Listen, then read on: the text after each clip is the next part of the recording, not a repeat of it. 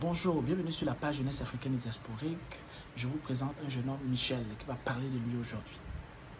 Bonjour la communauté, je suis Michel Théophate, 21 ans, étudiant en physique.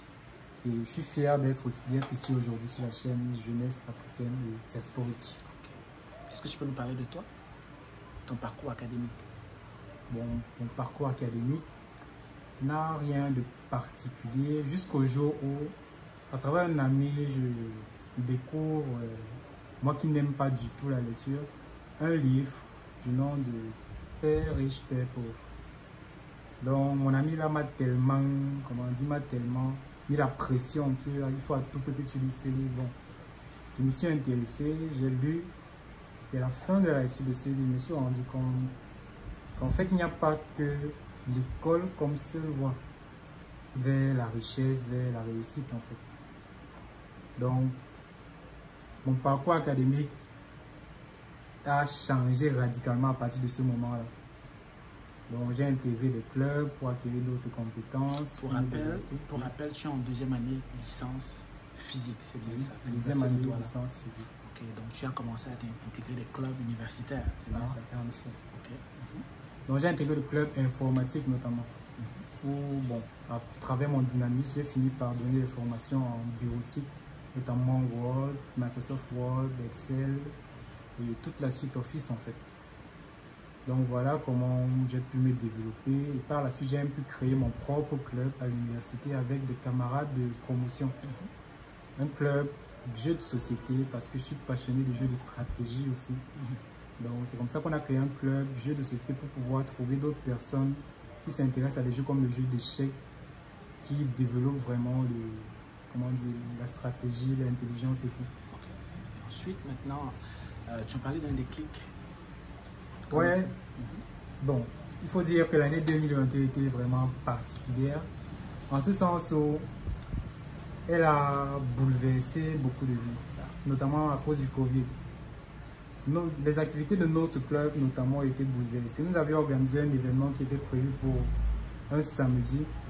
Et le mardi de la même semaine, on a dit confinement, tout le monde rentre à la maison, on arrête toutes les activités. Et qu'est-ce que tu as fait alors avec ça? Étant à la maison, donc, ne sachant trop pas quoi l'avenir nous réserve, parce que on n'a pas dit le confinement commence tel jour et ça va se terminer tel jour. Okay. Donc, ne sachant pas quand est-ce que le confinement se termine, il fallait bien trouver un moyen de faire de l'argent ou bien d'avoir une issue si jamais ce confinement-là ne se termine jamais. Donc, en ligne, j'ai eu à suivre les formations en graphic design, en formation en business, formation en finance. Donc tu as continué à te développer personnellement? Ouais, c'était la guerre en fait. Il fallait trouver les moyens de rentrer de l'argent quoi. En fait. Okay. Donc, j'ai eu à lire beaucoup de livres aussi. Moi qui n'aimais pas la lecture, j'ai fini par avoir la maladie des livres en fait. Okay. J'ai lu beaucoup de livres et on a développé des projets pendant ce confinement-là aussi. Learning Academy était le premier que j'ai développé avec des amis. Learning Academy, ça consistait à faire quoi? Bon, comme tout étudiant, le tout premier business vers lequel on nous oriente après le bac, ce sont les cours de répétition. Okay. Donc encadrer les élèves, leur donner des compétences. Et c'est des élèves de niveau universitaire ou bien non, plus bas? Secondaire, primaire surtout. Ok. Ouais. Donc on les encadre à la maison. C'est-à-dire que vous embauchez des répétiteurs? Oui, nous embauchons des répétiteurs et nous-mêmes aussi on donnait des répétitions. Ok, donc c'est les répétiteurs universitaires pour la plupart, c'est bien ça? Oui, pour la plupart c'est des répétiteurs universitaires. Mais bon, étant donné que c'était une période de confinement, il n'y avait pas cours, c'est surtout sur ce besoin-là qu'on s'attardait. Ok. Donc cours à domicile, comme les enfants sont à la maison, il faut bien qu'ils étudient. Oui, je comprends. Mais bon, c'était compliqué vraiment d'imposer ça, comment dire, une structure qui fait uniquement dans ça. Okay. Donc au bout du compte, on a été obligé de transformer la structure en structure de préparation au concours. Okay. Et ça a beaucoup mieux fonctionné. Cette année, vous avez des lauréats aussi? Oui, cette année notamment, c'était la première année, on a eu des lauréats dans pratiquement 5 écoles nationales. Wow. Ouais. Okay. Donc après ça, qu'est-ce qui s'est passé? Après ça, bon, le confinement s'est terminé naturellement. C'était un soulagement. Donc on a pu reprendre avec les activités du club. On a notamment organisé un événement en décembre Dollar Christmas Chess. Donc, toujours dans le même sens de promouvoir le jeu d'échecs. Ça a été un succès. Les jeunes qui ne s'intéressent pas du tout aux jeux de stratégie, hein, c'était...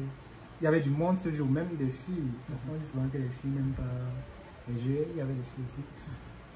Donc, après ça, j'ai eu à découvrir aussi, après une conférence, une communauté qu'on appelle Startup Academy. Startup Academy, oui. Donc, je me suis dit, je les ai suivis en ligne pour commencer. J'ai commencé à comprendre qu'en fait, dans mon pays, au Cameroun, il y a d'autres jeunes qui pensent comme moi, qui pensent business, qui pensent argent, qui pensent production, qui pensent relever l'Afrique grâce à l'économie en fait. Okay.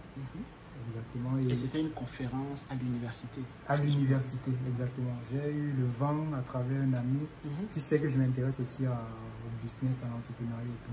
Tu m'as parlé de Ulrich Gungan. Ulrich Celui qu'on appelle le stratège. Le stratège. Et tu as parlé d'une femme politique, comment elle s'appelle encore? Noran Foster, ouais, une businessman surtout. Cette femme est formidable. Donc, c'est à travers le coach Ulrich Gungan, j'ai connu le docteur Claudel Nubissier. Et à travers le docteur Claudel Nubissier, je reconnais la Startup Academy. Et il a tellement bien, il a présenté la structure en ligne. Bon, je me suis dit que tôt ou tard, je vais intégrer cette association. Parce que, ayant commencé un peu dans le business, je me suis rendu compte que le réseau, les personnes qui t'entourent sont très importantes. Si tu t'entoures de 5 pauvres, tu seras le 6e pauvre, naturellement. Si tu t'entoures de 5 voleurs, tu seras le 6e voleur. T'entoures de 5 riches, tu seras le 6e riche. Donc voilà comment j'intègre, je finis par intégrer en février 2021 la Startup Academy. Mais ce que tu dis, c'est tellement pertinent. Il y a un auteur que j'aime bien, il s'appelle John Maxwell. Il parle de la loi du cercle rapproché. Tu es la moyenne de ceux qui t'entourent. De ceux qui t'entourent. Donc si tu veux aller plus haut, il faut que tu t'entoures des gens qui sont plus hauts que toi. En fait. Exactement. Et donc tu intègres la communauté. Et qu'est-ce que ça t'apporte, cette communauté? En fait, si je dois commencer dans cette vidéo à parler de tout ce que la communauté m'a apporté, on en a au moins pour 30 minutes. Moi, je vais être très bref en fait. Donc, dans la communauté, j'ai rencontré des personnes qui m'ont permis de comprendre comment ramener les notions de business que j'ai eu à apprendre pendant le confinement, par exemple. Comment les ramener dans le contexte camerounais. Comment est-ce que ça fonctionne ici? Quelles sont les erreurs à éviter à travers les différents partages d'expériences. Et dans la communauté, on monte aussi des projets et on promeut les projets des membres. Donc voilà comment... J'ai vu aussi on promeut les partenariats beaucoup. Oui, beaucoup. De faire ensemble. Donc faire ensemble. Parce qu'on dit souvent, seul on va vite. Mais souvent on va vite droit dans un mur en fait. On se casse la gueule. Mais ensemble on va loin. On a beaucoup moins de chances de se casser la gueule. Et c'est à la Startup Academy que tu as développé un projet qui s'appelle Mami Dolly. Mami Dolly. Est-ce que tu peux en parler? D'autres membres.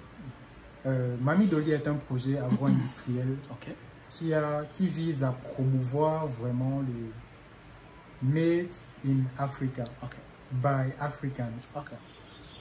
Fait en Afrique par des Africains. Par des Africains et avec les ressources africaines. Donc, voilà en résumé ce que c'est que le projet Mami Dolly. Nous avons déjà un premier produit sur le marché qui sont les Dolly Cookies. Ce sont les cookies faits à base de farine de manioc. Le manioc que je connais, on fait des cookies. Il y a du chocolat à l'intérieur aussi. Il y a du chocolat. Le manioc avec le chocolat, est-ce que ça fonctionne? Ça fonctionne à merveille. Ah bon, hein? Ah ouais. Tu vas faire goûter ça prochainement. Non, sans souci. D'accord. Donc, cette communauté notamment nous a permis de réunir dans une même équipe, l'équipe Mami Dolly, une pâtissière, une critique gastronomique, un diététicien, parce que c'est bien de concevoir des produits alimentaires, mais il faut aussi qu'ils soient bons pour la santé. Et un critique gastronomique pour qu'ils soient aussi bons dans la bouche, qu'ils soient agréables. Et vous avez déjà des premiers prototypes? Oui, on aura l'occasion de les présenter naturellement. Donc voilà, et moi-même je suis graphic designer en fait. C'est toi qui, par rapport à la JAD, là, bon, les prochains produits de la JAD, l'amélioration du logo, c'est toi qui vas travailler. Tout naturellement. Très bientôt, vous allez découvrir sur la chaîne le tout nouveau logo, la nouvelle bannière. Et puis, bon, même vous jugerez de la qualité. De la qualité. Bon, maintenant, moi je veux savoir, ta rencontre avec Jad. Ouais. Est-ce que tu peux en parler? C'est tout à l'heure je parlais de la Startup Academy, la puissance de cette communauté. Et c'est un jour après une messe entrepreneuriale que je fais, non, un talk, que je fais la rencontre de monsieur Franck Wassé. On a eu le temps d'échanger, mais pas assez longtemps. Et c'est comme ça qu'un autre jour, n'ayant pas assez, comment dire, capté le personnage, je décide de retourner vers lui et d'échanger un peu. Et c'est là que je me rends compte que le gars, il est calé quand même. Parce que j'essaie de discuter avec lui, je parle d'agro-industrie, il trouve à dire. Je parle de business, de crypto-monnaie, il trouve à répondre. Je parle d'économie numérique, il a du répondage. Je me dis, bon, ce gars, c'est quelqu'un avec qui on peut faire quelque chose en fait. Et c'est comme ça que je fais la rencontre de Jad et que je finis par intégrer l'équipe de recherche. Donc, tu es partenaire de recherche? Partenaire de recherche aujourd'hui de Jad. Donc, je suis plus seul? Non, on est plus seul. C'est dangereux de faire seul, il faut arrêter ça. Voilà, ça c'est bon. Maintenant, qu'est-ce que tu fais dans Jad? Bon, dans Jad, je m'occupe de la section des figures africaines et leur leadership en fait. Donc bientôt, très bientôt, c'est la chaîne, vous allez découvrir des vidéos sur des leaders tels que Tion Young, tels que Godfrey Samoujo. Leur parcours, comment est-ce qu'ils sont partis de pratiquement rien pour aujourd'hui être des leaders de structures qui trouvent leur mot à dire sur le plan international. Comment est-ce qu'un monsieur comme Tion Young, qui arrive en immigration aux États-Unis, finit par discuter face à face avec le président des États-Unis d'Amérique? Donc voilà des sujets sur lesquels on va avoir à discuter prochainement sur la chaîne. Il y a aussi, tu m'as parlé de Econ. Econ, ah ouais, Econ. Qui est en train de construire une ville au Sénégal. Une ville, carrément. Ouais, wow. Basée avec les crypto-monnaies et tout. Très intéressant. Très, très intéressant. Vous aurez le temps de découvrir ça aussi sur la chaîne bientôt. Okay. Maintenant, un jeune comme toi, quel est le message que tu as à transmettre aux gens de la diaspora? Par exemple, qui quittent là-bas ou bien qui sont là-bas, ils parlent de l'Afrique. Un jour, je vais rentrer en Afrique, je vais faire ci, ça. Qu'est-ce que tu as à leur dire? Bon, ce que je peux leur dire, c'est que, bon, un jour n'arrivera jamais. Comme on dit souvent que soit tu commences aujourd'hui, soit tu ne commences pas du tout. Parce qu'on ne finira jamais de renvoyer au lendemain. Et la procrastination est l'ennemi de la productivité. Donc voilà tout ce que j'ai à dire. Donc si vous voulez, si vous savez vraiment l'amour pour votre continent et que vous voulez, comment dire, avoir votre part du gâteau, parce qu'il y a énormément de richesses en Afrique. De plus en plus des jeunes de la diaspora reviennent en Afrique pour développer leur business. Même pas que des jeunes africains de la diaspora, même des multinationales viennent de plus en plus en Afrique pour développer leur business. Je ne vais pas m'étaler sur le sujet, donc vraiment, ne pas capter la pertinence de l'investissement en Afrique, c'est vraiment être mal informé tout simplement. Donc, je vous remercie. Un mot de la fin? Tu as quelque chose à dire? Un mot de la fin, bon, je n'ai pas grand chose à dire, juste que à la jeunesse africaine et diasporique, je vous dis à très bientôt sur la chaîne Jad. Merci de nous avoir suivis. Merci. On vous souhaite une bonne journée. Ciao. Bye bye.